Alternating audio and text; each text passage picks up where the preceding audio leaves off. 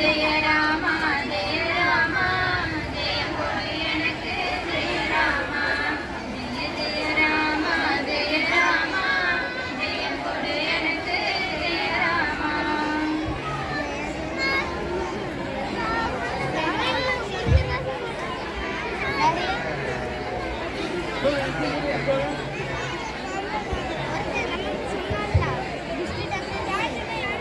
கூட்டு பிரார்த்தனை. எல்லாரும் நல்லா நிமிர்ந்து உட்காருங்க.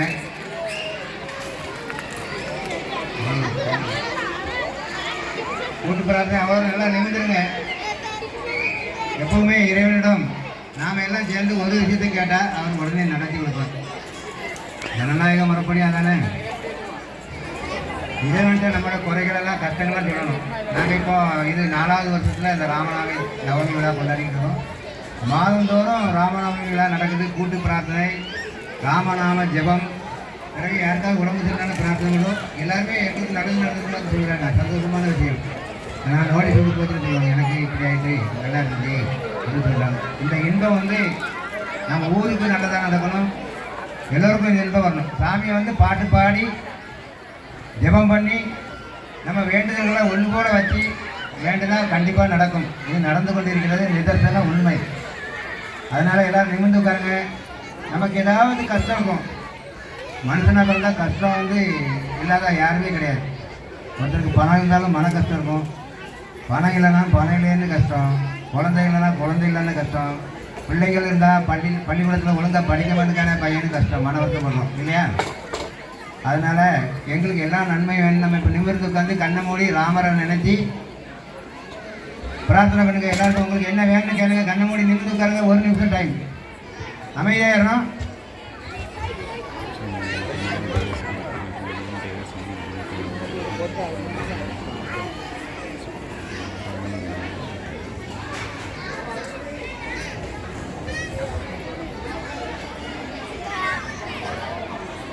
அந்த பள்ளிக்குள்ள பெருமாளுடைய அம்சமாக ஸ்ரீராமர் பார்க்கடலில் பள்ளி கொண்டிருக்கார். நம்ம கஷ்டத்தெல்லாம் கொண்டு அந்த கடலில் போட்டு அமிர்தம் இருக்கிறவர்கிட்ட அந்த அமிர்தத்தை நமக்கு தருவார். மரணமில்லா பெருவாழ்வு, முக்தி அடைகிறது தான் ஒவ்வொரு ஜீவனுடைய நோக்கம். அந்த இறைவன் நமக்கு எல்லா அருளும் பண்ணுவார். இப்போ நான் ஒரு மந்திரம் சொல்லுவேன், அதை நீங்கள் திருப்பி சொல்லணும். மந்திரத்தை திருப்பி சொல்வது தான் ஜெபம். ஸ்ரீராம ஜெய ராம ஜெய ஜெய ராம, ஸ்ரீராம ஜெய ராம ஜெய ஜெய ராம, ஸ்ரீராம ஜெய ராம ஜெய ஜெய ராம, ஸ்ரீராம ஜெய ராம ஜெய ஜெய ராம, ஸ்ரீராம ஜெய ராம ஜெய ஜெய ராம, ஸ்ரீராம ஜெய ராம ஜெய ஜெய ராம, ஸ்ரீராம ஜெய ராம ஜெய ஜெய ராம, ஸ்ரீராம ஜெய ராம ஜெய ஜெய ராம, ஸ்ரீராம ஜெய ராம ஜெய ஜெய ராம, ஸ்ரீராம ஜெய ராம ஜெய ஜெய ராம.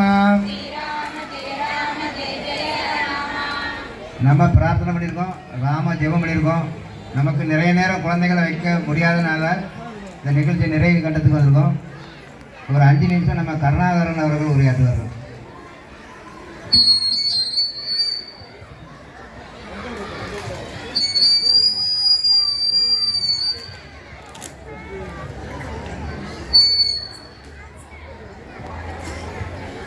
करुणाकरण जी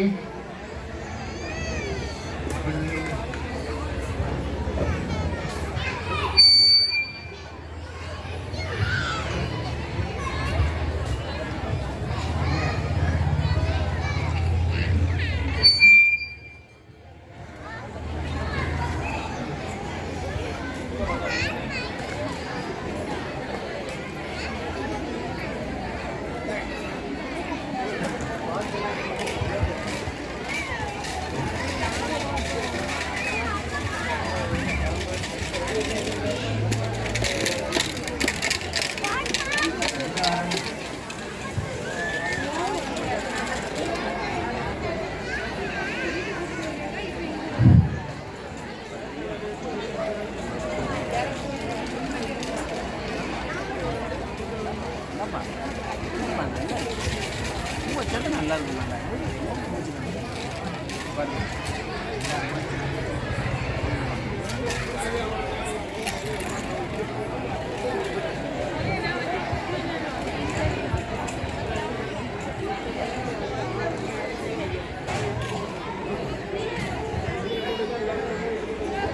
எல்லாம் வல்ல இறைவனை வணங்கி உங்கள் முன்னாடி ஒரு 2-3 நிமிஷம்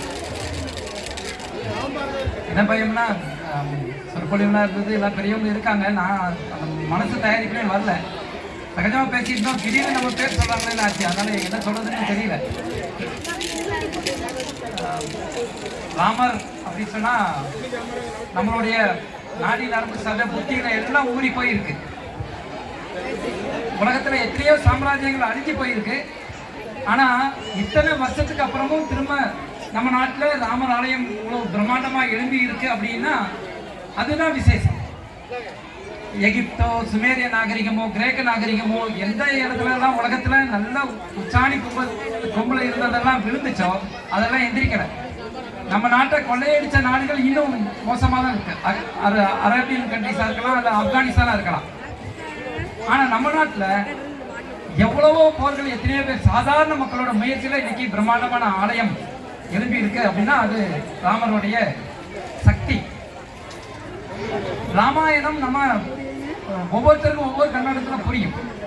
ஆனால் அவசியம் நாம சொல்லிக் கொடுக்கணும். ரமாக்கா முதல்ல நம்ம வரும்போது அவங்க சொன்னாங்க, நாமெல்லாம் ராமர் ஆகின அந்த குணங்கள் எல்லாம் நமக்கு வரணும் அப்படின்னு சொன்னாங்க. அவ்வளோ குணங்கள் கூட தேவையில்லை. ஏதாவது அந்த ராமநாமம் சொல்றோம், இல்ல ராமரை பத்தி யோசிக்கிறோம்னா அவரோட குணங்கள்ல ஏதாவது ஒன்று வந்தா போதும். சிறந்த பையன் அப்படின்னா ராமர், அவர் அவதாரமா வாழ்ந்து காட்டி இருக்கிறார். சிறந்த அப்பாவா வாழ்ந்து காட்டி இருக்கிறார், சிறந்த கணவனா வாழ்ந்து காட்டி இருக்கிறார், சிறந்த ராஜாவா வாழ்ந்து காட்டி இருக்கிறார், சிறந்த போர் வீரனா வாழ்ந்து காட்டி இருக்கிறார். எதிரியே அவர் கையால சாகணும் அப்படின்னு ஆசைப்படுற மாதிரியான ஒரு உயர்வான வாழ்க்கை. சொன்னாங்க, இது போய் நாளை வா அப்படின்னா எதிரிக்கும் கருணை. அவன் அரக்கன்னு தெரியும், அவனை அழிக்கிறதுக்கு தான் அவதாரமா வந்திருக்காருன்னு தெரியும். ஆனா கூட ராவணனை நீ போயிட்டு நாளைக்கு வா அப்படின்னு சொன்னாங்க. வாலி ராவணனை ஜெயிச்சான். இன்னொரு பேர் கூட கார்த்தவீரியன் அப்படி போட்டாங்க. அவன் ராவணனோட பலசாலியா இருந்தான். ஆனா ராமன் கையால சாகுறதுல அவனுக்கு அவ்வளவு சந்தோஷமா அப்படி உணர வச்சார். அதுதான் ராமரோட விசேஷம், அவ்வளவு உயர்ந்த குணம். அதனால ராவணனுக்கு மனசுல இன்று போய் நாளை வானா கூட மறுநாள் நம்ம கொலைத்தான் போறான்னு தெரிஞ்சா கூட சந்தோஷமா வந்தார். அப்படி உயர்வான குணங்கள். அதில் ஏதாவது ஒரு குணம் இருந்தா கூட போதும். நாமெல்லாம் சாதாரண மனிதர்கள், அதனால ராமரை போலவே வாழணும், அவருடைய குணங்கள் எல்லாம் நமக்கு வரணும்னு கூட நினைக்க வேண்டாம்.